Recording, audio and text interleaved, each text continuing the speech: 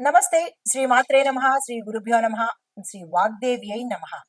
అయితే మన ఖగోళ శాస్త్రంలో గ్రహాలు ఎప్పటికప్పుడు సంచారం చేస్తూ ఉంటాయి. ఇక్కడి నుంచి ఈ రాశిలోంచి ఆ రాశిలోకి ఇలా తమ చలనాలను ప్రారంభిస్తూ ఉంటాయి. అయితే ఈ చలనాలు, ఈ పరిభ్రమణలు ఒక్కొక్కసారి 2 గ్రహాలు, ఒక్కొక్కసారి 3 గ్రహాలు ఇలాగా వాటి భ్రమణంలో, వాటి పయనంలో కలుసుకునే అవకాశాలు కలుగుతూ ఉంటాయి. ఈ అవకాశాలని మనము సంయోగము అంటాము. అయితే ఈ సంయోగాలు కొన్ని పాపగ్రహాలు, కొన్ని మంచి గ్రహాలు కలిసి ఆహ్, విపరీతమైన ఫలితాలు కొంతమంది ఇస్తే, కొంతమంది మంచి ఫలితాలను ఇస్తూ ఉంటారు. అయితే 2 పుణ్యగ్రహాలు కలిస్తే వచ్చేవి రాజయోగము, మహారాజయోగాలు కలుగుతూ ఉంటాయి. ఈ కలయిక వల్ల ఈ రాజయోగాలనేవి మనకి ఒక్కొక్కసారి ప్రతి నెల జరుగుతుంటాయి. కొన్ని సార్లు రోజుల్లోనే జరుగుతూ ఉంటాయి. ఇలా వాటి పరిభ్రమణాన్ని మనం ఇంత అని లెక్క కట్టలేని పరిస్థితి.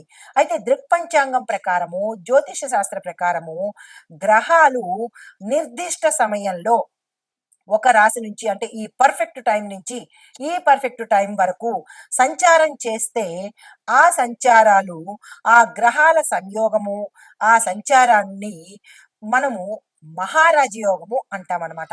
అయితే ఇప్పుడు మనకి మార్చి నెలలో జరగబోయేది ఏంటంటే, మీనరాశిలోకి సూర్యుడు, శుక్రుడు ఇద్దరు వస్తున్నారు. ఇంతకు ముందే మనకి ఫిబ్రవరి నెలలో రవితో పాటు బుధుడు కలిశాడు. విశేషమైన యోగాన్ని ప్రసాదిస్తున్నాడు 12 రోజుల పాటు. అలాగే ఇప్పుడు మీనరాశిలోకి రవితో పాటు శుక్రుడు కలుస్తున్నాడు. మహారాజయోగం అన్నమాట. ఇంకా చెప్పేదానికి ఏముంది? శుక్రుడు విశేషమైన గ్రహము. రవి ఆరోగ్య ప్రదాత. ఇంకా ఆయన ఇవ్వలేనిది ఏమిటంటూ ఉంది గనక. అయితే మార్చి నెలల్లో గ్రహరాజు అయిన సూర్యుడు మీనరాశిలోకి ప్రవేశం చేస్తున్నాడు. అంటే మకరము మనకి సంక్రాంతి అప్పుడు ఎక్కడికొచ్చాడు? మకర రాశిలోకి ప్రవేశించాడు. ఆ తరువాత నెల కుంభరాశిలోకి. ఇప్పుడు మీనరాశిలోకి సంచారం చేస్తున్నాడనమాట. ఈ సంచారం వల్ల అప్పటికే మీనరాశిలో శుక్రుడు స్థానం అయ్యున్నాడు. అంటే శుక్రుడు అందులో ఉన్నాడు. ఇప్పుడు సూర్యుడు మీనరాశిలోకి ప్రవేశించాడు. అంటే మీనరాశిలోకి శుక్రుడు, కొత్తగా వచ్చిన రవి ఇద్దరూ కలిసి సంయోగం జరుగుతోంది. ఈ స్థితిలో మార్చి నెలలోని శుక్రాదిత్య రాజయోగము అంటాము. మనకి ఫిబ్రవరిలో వచ్చింది బుధాదిత్య రాజయోగము. బుధుడితో ఆదిత్యుడు రవి కలిసి ఉంటే వచ్చే రాజయోగము ఫిబ్రవరి నెలలో వచ్చింది. ఇప్పుడు శుక్రాదిత్య, శుక్రుడు ప్లస్ ఆదిత్యుడు ఇద్దరు కలిసి మహారాజయోగాన్ని ప్రసాదిస్తున్నారు. అయితే దీనివల్ల మనకి కొన్ని రాశులకు ఎలాంటి పరిణామాలు ఉంటాయి, ఎలాంటి ఫలితాలు ఇస్తారు అనే అంశాన్ని మనం తీసుకుందాము. ముందుగా అంటే కొన్ని రాశుల వారికి మాత్రమే మంచి ఫలితాలని ఇవ్వబోతున్నారు. అయితే ఈ శుక్రాదిత్య రాజయోగం వల్ల ఆహ్, ఎలాంటి ప్రయోజనాలు ఇస్తున్నాడు అంటే, కర్మగృహంలో ఈ రాజయోగం జరగబోతోంది కాబట్టి ఉద్యోగాలు చేసే వాళ్ళకి ప్రమోషన్స్ రావడము, వ్యాపారాలు చేసే వాళ్ళకి లాభాలు రావడము, కార్యాలయాల్లో ఉండే వాళ్ళకి కొత్త పనులు రావడము, తండ్రి బిడ్డల యొక్క సంబంధము చక్కగా ఉండడము, భార్యాభర్తలు అన్యోన్యంగా ఉండడము, తరువాత గతంలో విడిపోయిన వాళ్ళు కలుసుకోవడము, కుటుంబ పరంగా కావచ్చు, లేదా అంటే మిత్రులు కావచ్చు, బంధువులు కావచ్చు, వీళ్ళందరూ కలిసి ఒక కుటుంబంగా ఏర్పడము, వివాదాలు తొలగిపోవడము, మనస్పర్ధలు పోవడము, ఆహ్, ఆర్థిక పరంగా ఏ చేసినా సరే కరెక్ట్‌గా ఉండడము. అంటే ఈ శుక్రుడు సంబంధాలని కుదురుస్తాడు. ప్రేమ, ఆప్యాయతల్ని అందరి మధ్య ఇస్తూ ఉంటాడు. అయితే అలాంటి వాటితో పాటు మనం ఏదైనా పెట్టుకోవాలన్నా, కొనుక్కోవాలన్నా, ఇలాంటి ఆర్థిక పరమైన లావాదేవీలు చేసుకోవాలన్నా, ఇలాంటి వాటన్నిటికీ కూడా ఈ శుక్రుడు మంచి చేస్తాడు.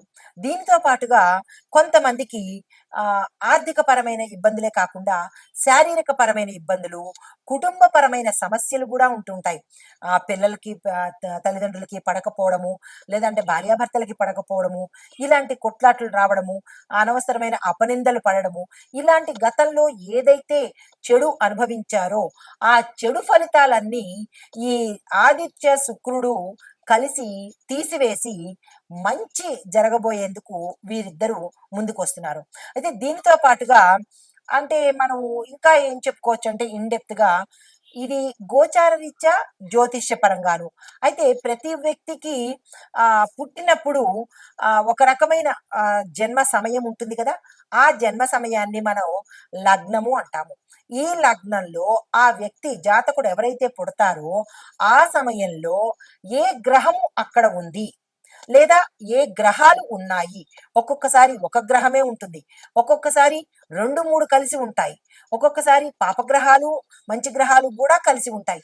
అంటే ఈ కలయిక జాతకుడికి ఎలా ఉండబోతోంది అనే అంశం ఒకటైతే, ఈ ఇవి ఎంతెంత కాలము ఉంటున్నాయి, కొన్ని రోజుల, కొన్ని నెలల, లేదంటే కొన్ని సంవత్సరాల అనే అంశాన్ని మనం పరిగణలోకి తీసుకోవాలి. అలా తీసుకున్నప్పుడే ఆ వ్యక్తి యొక్క జాతక పరిశీలన చేసుకున్నప్పుడే ఈ శుక్రుడు కానీ ఆదిత్యుడు కానీ మిగతా గ్రహాలు కానీ ఏ స్థానాన్ని చూస్తున్నాయి. ఇప్పుడు లగ్నం నుంచి మనకి 12 భాగాలు ఉంటాయి. ఈ భావాలు ఏ భావాల్లో ఈ గ్రహాలు చూస్తున్నారు అంటే వ్యాపారం చూస్తున్నారా, కెరియర్ చూస్తున్నారా, అంటే భార్యాభర్త కళత్ర స్థానం అంటారు, ఆ కళత్ర స్థానం సప్తమాధిపతిని చూస్తున్నాడా, ఆ సప్తమాధిపతిలో ఎవరు ఉన్నారు, ఇలాంటివన్నీ మనం పరిశీలన చేసుకుంటే వీరు ఇచ్చే ఫలితాలు మనకి ఆపాదించబడతాయి. అలా కాకుండా నాకు చెప్పారు ఇవి వస్తాయి అని, నాకు రావట్లేదు ఏమిటి అని అనుకోకుండా ఇలా మనకి జ్యోతిష శాస్త్రంగా మహామహులు, ఋషులు, పంచాంగకర్తలు వీళ్ళు అందించిన సమాచారము ఎప్పుడూ కూడా గోచార సమాచారమే అవుతుంది తప్ప వ్యక్తిగత సమాచారం కాదు. కాబట్టి దీన్ని మీకు వ్యక్తిగతంగా మనకి ఎంత శాతము అన్వయించుకోబడుతోంది, ఈ యోగము మనకి ఎంత కాలము ఉంటుంది, ఈ శుభయోగాలు, రాజయోగాలు, మహారాజయోగాలు మనకి ఎలా వర్తిస్తాయి అనే అంశాలను మనం ఒక్కొక్కటిగా మేషం నుంచి ద్వాదశ రాశుల వరకు, అంటే మేషం నుంచి మీనం వరకు అన్ని రంగాల వాళ్లకు, అన్ని రంగాలు అంటే విద్యార్థులు, విద్య, ఉద్యోగము, వ్యాపారము, వ్యవసాయము, వాణిజ్యము, పారిశ్రామికము, తర్వాత కుటుంబము, ఆరోగ్యము, రాజకీయ రంగము, ఐటీ రంగము, చిత్ర పరిశ్రమ, క్రీడాకారులు, ఇలా 12, 15 మందిని మనం తీసుకుని వారికి ఎలా ఉండబోతోంది అనే అంశాన్ని విపులీకరంగా సవివరంగా నేను మీకు తెలియచేస్తాను. అయితే ఈ శుక్ర ఆదిత్య యోగము ఇంకా విపులీకరంగా దశ అంతర్దశల్లో కనుక చెప్పుకున్నట్టయితే, శుక్రుడు వీనస్, ఆదిత్యుడు అంటే సూర్యుడు ఇద్దరూ కలిసి అనుకూల స్థితిలో ఉన్నప్పుడు ఏర్పడే యోగాన్ని శుక్ర ఆదిత్య యోగం అంటారు. అయితే ఈ యోగం ఉన్న వ్యక్తులు సామాజికంగా గౌరవవంతంగా ఉంటారు, అధికార స్థానంలో ఉంటారు, శ్రేయస్సుని పొందుతారు. అంటే ఈ 3 యోగాలు ఈ యోగం వల్ల కలుగుతాయి. దీనితో పాటుగా ముఖ్యంగా కళలు రిపీట్ చేసుకోండి, చాలా జాగ్రత్తగా ఎడిటింగ్ చేయండి. ముఖ్యంగా కళలు, రాజకీయాలు, వ్యాపారాలు, ఆర్థిక రంగంలో ప్రాచుర్యం పొందే అవకాశాలు వీరు కలగజేస్తున్నారు.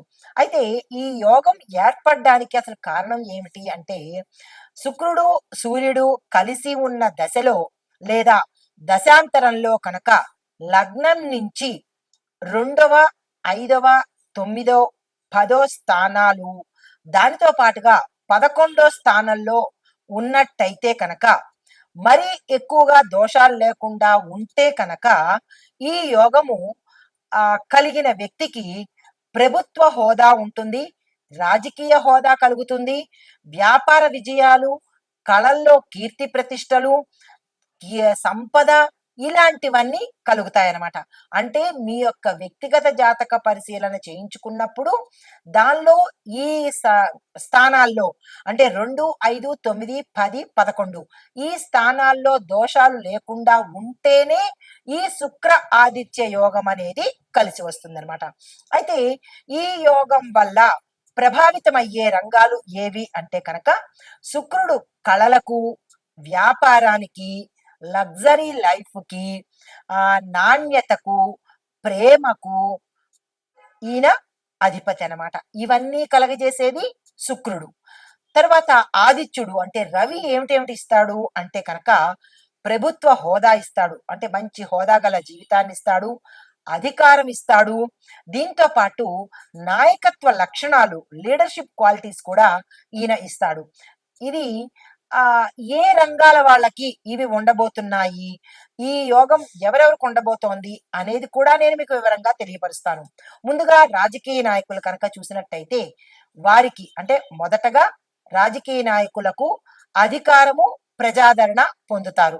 నెంబర్ 2 సినిమా రంగం వాళ్ళు అంటే కళారంగంలో ఉన్న వాళ్ళు, నటీనటులు, గాయకులు, దర్శకులు వీళ్ళ ముగ్గురు కూడా ప్రజాదరణ, కీర్తి, పేరు, ధనము ఈ 3 పొందుతారు.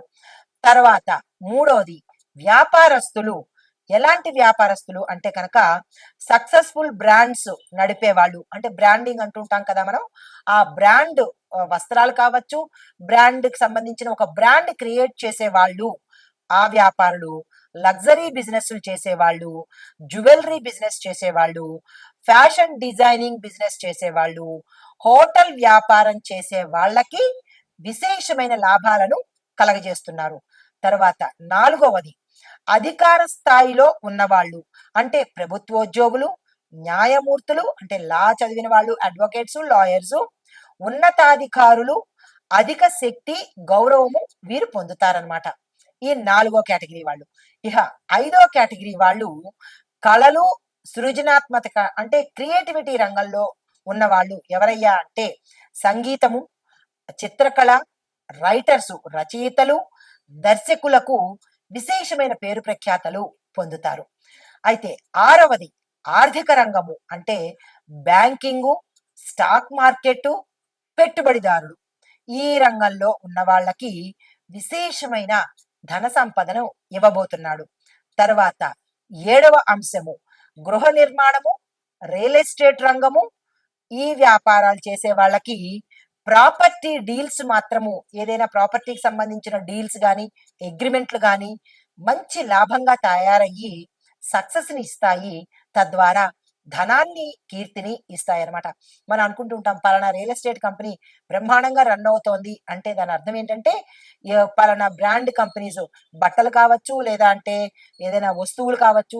ఇప్పుడు వస్తువుల్లోకి చూపుకున్నట్టయితే బటర్ఫ్లై కంపెనీస్, బటర్ఫ్లై సంబంధించిన ప్రోడక్ట్స్, లేదు అంటే కనుక వస్తువులు చూసినట్టయితే, బట్టలు చూసినట్టయితే కొన్ని కొన్ని బట్టల బ్రాండింగ్స్ బ్రహ్మాండంగా ఉంటాయి. లాక్మే కానీ ఇలాంటి పెద్ద పెద్ద కంపెనీలకు శుక్రుడు యొక్క అనుగ్రహంతో పాటు ఇంత పేరు ప్రఖ్యాతలు కలుగుతున్నాయన్నమాట. అలాగే ఈ 7 విభాగాలలో ఉన్న వాళ్ళకి శుక్రాదిత్యంలో కలిగే విశేషమైన ఫలితాలు కలగబోతున్నాయి. దీనితో పాటుగా వీరికే కాకుండా ఈ 12 రాసుల వాళ్ళకి కూడా ఎలా ఉండబోతోందో చూడాలిగా. అవి మనం ఇప్పుడు ప్రస్తావన చేస్తాను. తదుపరి రాశి మిథున రాశి.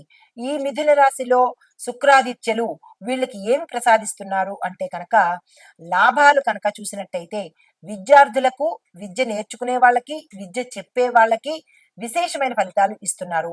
దానితో పాటు రచనా వ్యాసంగం ఉన్న వాళ్ళకి, రచయితలకు అంటే మామూలుగా రచనలు చేసేవాళ్ళు, కవితలు రాసేవాళ్ళు, సినిమాల్లో కథలు రాసేవాళ్ళు, ఇలాగా ఎవరైతే రచయితలు ఉంటారో వాళ్ళందరికీ కూడా మంచి విశేషమైన ఫలితాన్ని ఇవ్వబోతున్నారు. తరువాత వాణిజ్య రంగంలో ఎవరైతే ఉంటారో వారికి కూడా విజయాలను కలగజేయబోతున్నారు. అయితే దోషాలు ఎవరికి అంటే కనుక దోషాల కన్నా ముందుగా మరొక విశేషం చెప్తాను. కుటుంబంలో అన్యోన్యత లోపించిన దంపతులు ఉండొచ్చు.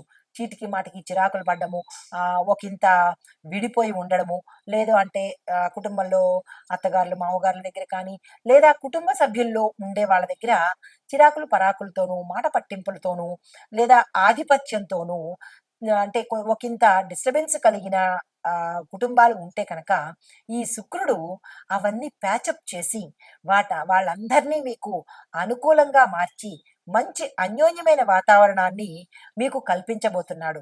అంటే కుటుంబ పరంగా అన్యోన్యత, దంపతుల మధ్య ప్రేమాస్పదాలు, గతంలో మీరిద్దరూ చిటపటలాడుతూ ఉండవచ్చు. ఒకరి మాట ఒకరికి పడకపోయి ఉండవచ్చు. కానీ ఈ శుక్రాదిత్య రాజయోగం వల్ల దంపతుల మధ్య ప్రేమాప్యాయతలు కలుగుతాయి. శుక్రుడు ప్రేమకు ప్రతీక కదా! మంచి అభిమానాల్ని కలగజేస్తాడు.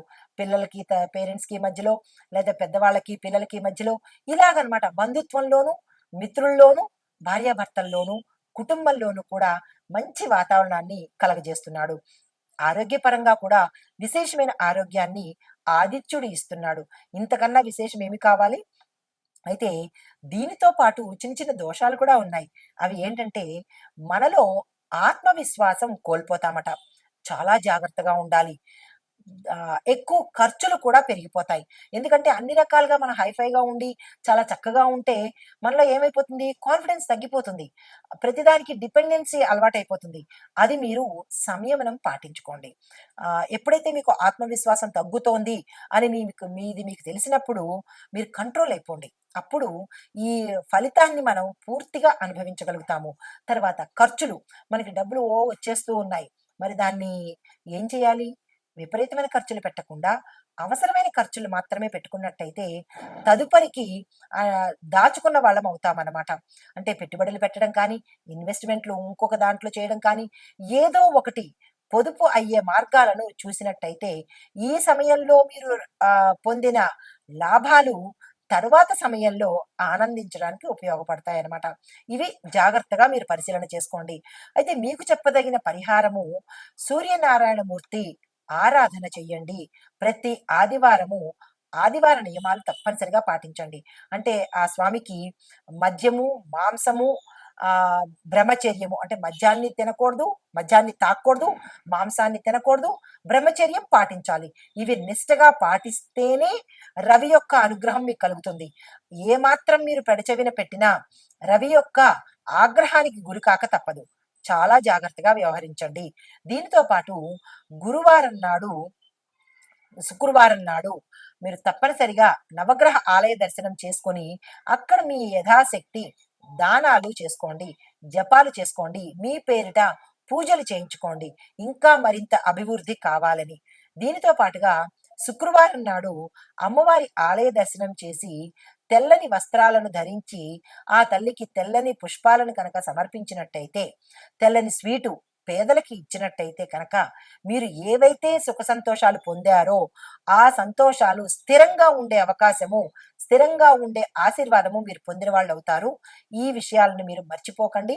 ఇవి పాటించుకోండి. ఇది ఈ రాశిలో ఉండే వారికి చెప్పదగిన శుక్రాదిత్య రాజయోగం తాలూకా ఫలితాలు, దోషాలు, లాభాలు. అయితే ఇప్పుడు మనము ప్రతి ఒక్క రాశికి ఎట్లా ఉండబోతోందో చూసుకున్నాం కదా!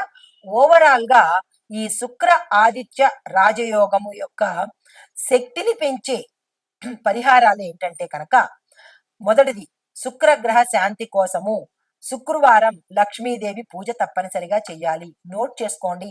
స్కిప్ చేయకుండా చూడండి. తరువాత తెల్లని వస్త్రాలు తప్పనిసరిగా ధరించాలి. తరువాత వృశ్చిక రాశి వారికి శుక్రగ్రహ శాంతి తప్పనిసరిగా చేయించుకోవాలి. ఇది మొదటి పాయింట్. రెండో పాయింట్, సూర్యుడు బలంగా ఉండాలి అంటే కనుక ఉదయము సూర్య ఆరాధన తప్పనిసరిగా చేయాలి. సూర్యోదయ సమయానికి సూర్యుడి ఆరాధన చెయ్యాలి. దానితో పాటుగా ఆదిత్య హృదయాన్ని తప్పనిసరిగా పారాయణ చెయ్యాలి. మూడోది, తరువాత ఆ ఆదివారాలు అంటే ప్రతి ఆదివారము ఉప్పుని మీ ఆహారంలో లేకుండా చూసుకోవాలి. ఈ రెండు పరిహారాలు, ఈ లోపల చెప్పిన చిన్న చిన్న పరిహారాలు కూడా మీరు తప్పనిసరిగా పాటించుకోవాలి. అయితే ఈ పరిహారాలు పాటిస్తే కనుక శుక్ర ఆదిత్య రాజయోగము పూర్తి శక్తివంతంగా పనిచేస్తుంది. ఇందులో మీరు ఏ ఒక్క పరిహారము పాటించకపోయినా మాకు ఫలితాలు రాలేదు, ఎందువల్ల మీరు తప్పు చెప్పారా, లేకపోతే శాస్త్రమే తప్ప అనే ప్రయత్నం చెయ్యకండి. మీరు తప్పు చేసి మీరు పాటించకపోగా శాస్త్రాన్ని తప్పు పట్టే హక్కు మనకి లేదు కదా!